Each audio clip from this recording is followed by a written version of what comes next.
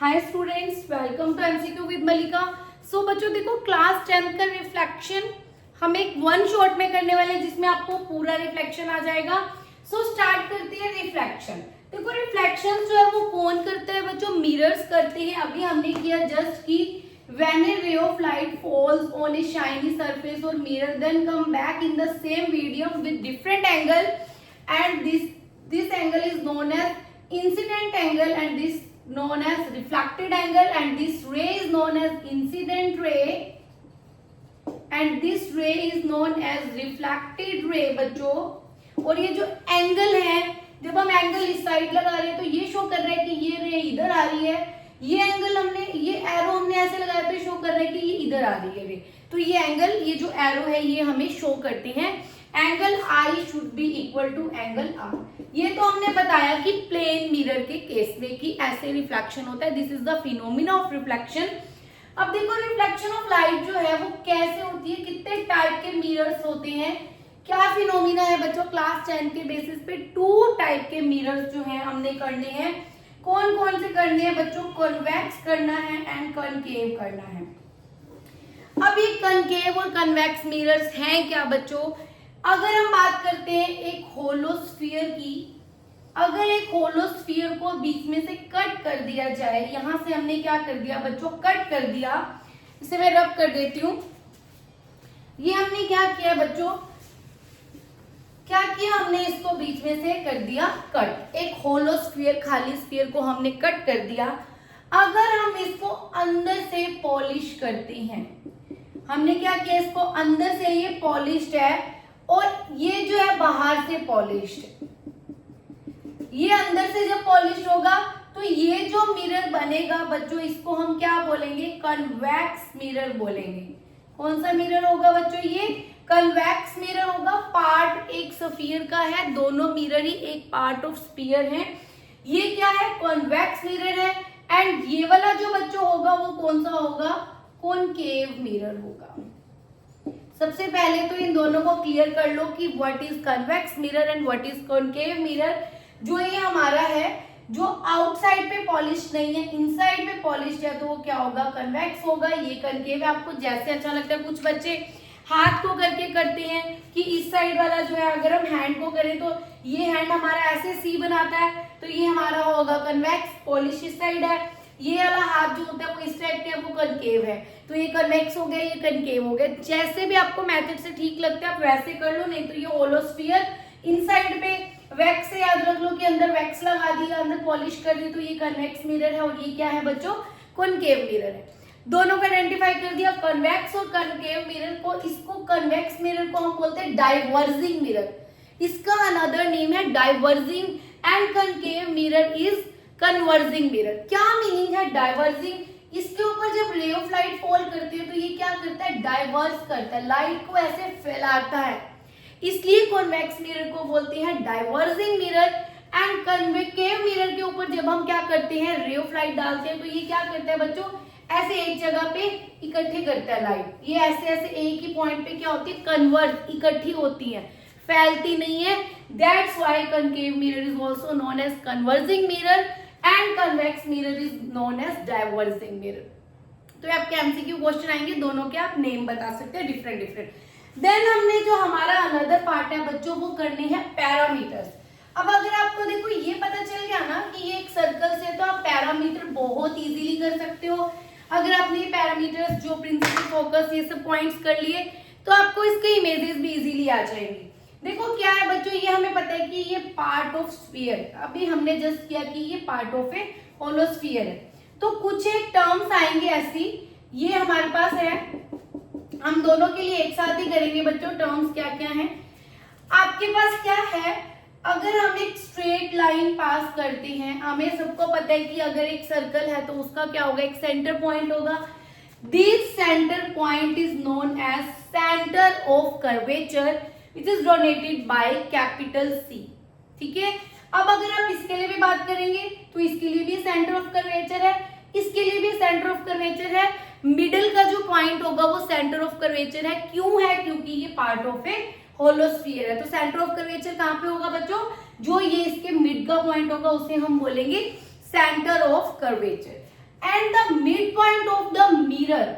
This one is convex mirror and this one is concave mirror and the midpoint, mid part of the, ये जो mid point है mirror का बच्चों, मैंने पूरे होलोस्फीयर का मिड पॉइंट को तो सेंटर ऑफ कर्वेचर बोला है, पर जो मिरर का मिड पॉइंट होगा, this point is known as pole.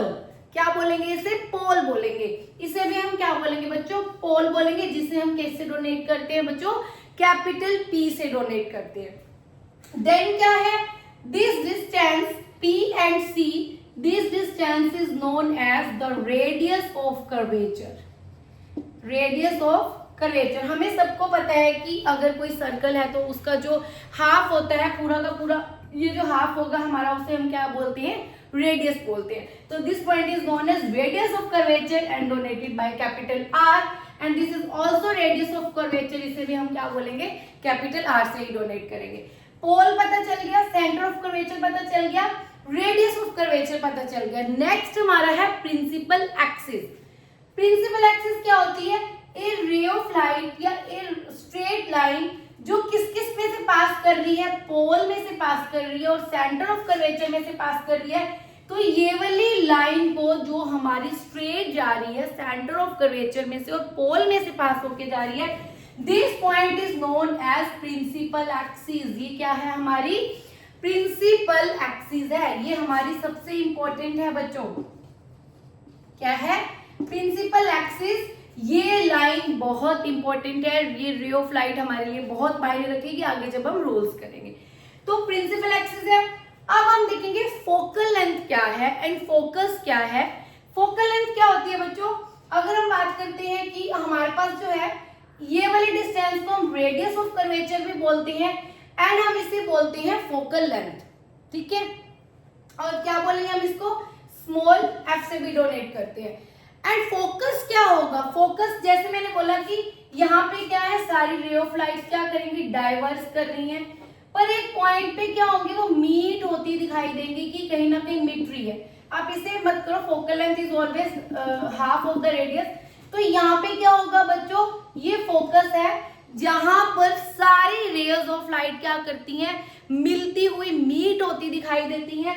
This point is known as focus and the distance between the pole and the focus is known as the focal length. ठीक है, क्या होगी? डिस्टेंस जो है वो पोल और फोकस के बीच में फोकल लेंथ होगा. सेंटर ऑफ कर्वेचर क्या है? पोल क्या है? फोकल लेंथ क्या है? ये सारे पॉइंट्स आपको क्लियर करने पड़ेंगे. अगर आपको ये पॉइंट्स क्लियर नहीं है तो नेक्स्ट आप पार्ट नहीं कर सकते. तो आपको ये पहले अच्छे से क्लियर करने हैं कि क्या क्या है. अगर आप समझ के करोगे बच्चों तो बहुत इजी है. आपको न्यूमेरिकल्स भी इजी लगेंगे, कुछ भी मुश्किल नहीं है. जस्ट पॉइंट है कि पी है, प्रिंसिपल एक्सिस है, ये सब. नेक्स्ट देखो क्या चीज है जो कि आप लोगों को 10th क्लास के बच्चों को बहुत बड़ा हुआ लगता है कि हमें नहीं आता, हमें नहीं आता. वो उसमें कुछ इस टाइप से बुक में इमेजेस भी बना देते हैं कि आप लोगों को प्रॉब्लम होती है. तो कुछ नहीं है, मैं कोई भी एक लेती हूँ. लाइक मैंने ले लिया, हम ये वाला लेते हैं कनकेव मिरर. ठीक है, अब हमें पता है कनकेव मिरर की बात कर रहे हैं. ये हमारा है pole and this one is the centre of curvature. ये हमारा सेंटर ऑफ कर्वेचर है and this line, this straight line is known as the principal axis.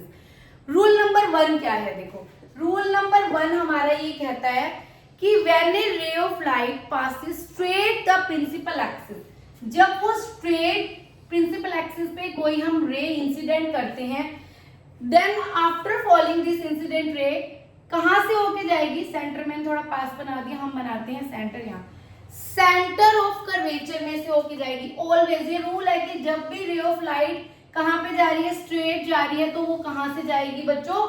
कहां से जाएगी? सेंटर ऑफ कर्वेचर में से पास होके जाएगी. फर्स्ट रूल ये है.